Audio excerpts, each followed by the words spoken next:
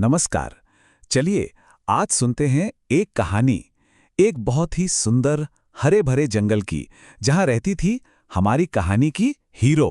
तो हमारी कहानी की जो हीरो है वो है चिन्नी। अब देखिए, चिन्नी यूं तो थी एक छोटी सी गिलहरी, पर उसका दिल, अरे भाई उसका दिल उसकी कद काठी से कहीं ज्यादा बड़ा था।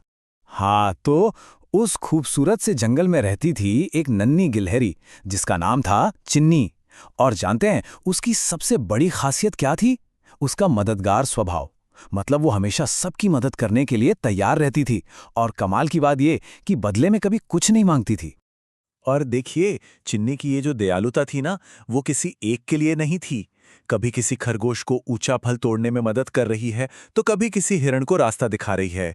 मतलब वो हर वक्त हर किसी की मदद के लिए तैयार रहती थी, एकदम निस्वार्थ, हमेशा दूसरों के बारे में ही सोचना। पर हर कहानी में एक लेकिन तो होता ही है ना? तो यहां भी एक दिक्कत थी। चिन्नी छोटी थी, तो जंगल के जो दूसरे बड़े जानवर थे ना, वो उसे बहुत कमजोर समझते थे और बस इसी बात पर उसका मजाक उड़ाते रहते थे। उन्हें उसकी मदद करने की भावना की कोई कद्र ही नहीं थी। खास करके हाथी, वो तो अक्सर ताना मारता था, अरे ये छोटी सी क्या मदद करेगी भला। मतलब उनका जो घमंड था ना, उसने उनकी आंखों पर जैसे पर्दा डाल दिया था। वो चिन्नी के बड़े दिल को देख ही नहीं पा रहे थे। तो कहानी में अब एक मोड़ आने वाला था, एक ऐसी मुसीबत जो जंगल के सारे जानवरों की परीक्षा लेने वाली थी। तो हुआ यूं कि एक दिन सब कुछ बिल्कुल ठीक ठाक चल रहा था, एकदम शांत। पर किसी को क्या पता था कि जंगल का पूरा माहौल बदलने वाला है। और फिर अचानक से आसमान में काले काले बादल छा गए, तेज आंधी चलने लगी और साथ में मूसलाधार बारिश।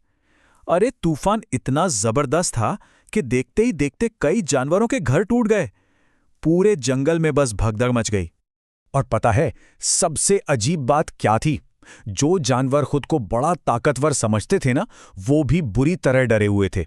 सब के सब बिना किसी ठिकाने के इधर उधर भाग रहे थे, बस ये सोचकर कि इस तूफान से बचने के लिए कोई तो महफूज जगह मिल जाए। और फिर ठीक उसी वक्त जब हर कोई डरा सहमा हुआ था, सामने आई चिन्नी। उसने हिम्मत दिखाई, अपनी छोटी सी गुफा का दरवाजा सबके लिए खोला और जोर से चिल्लाई, डरो मत, सब लोग यहां आ जाओ।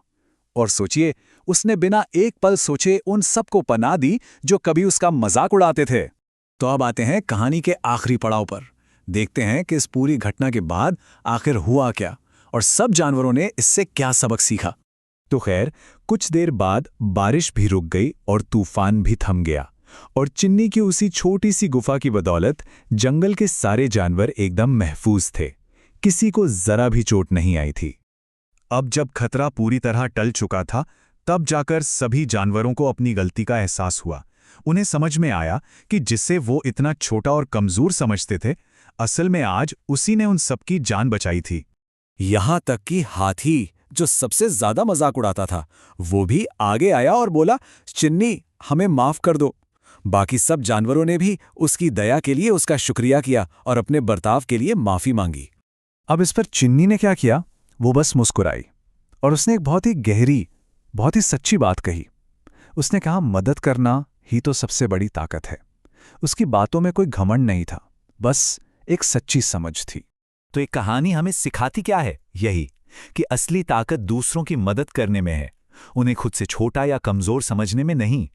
ताकत जिस्म की नहीं होती साहब, ताकत तो दिल की होती है। तो आखिर में ये सवाल फिर से खड़ा होता है कि असली ताकत है क्या? क्या वो जिस्मानी ताकत है, या फिर चिन्नी की तरह दूसरों के लिए दया और मदद का जज्बा? ये सोचने वाली बात है ना।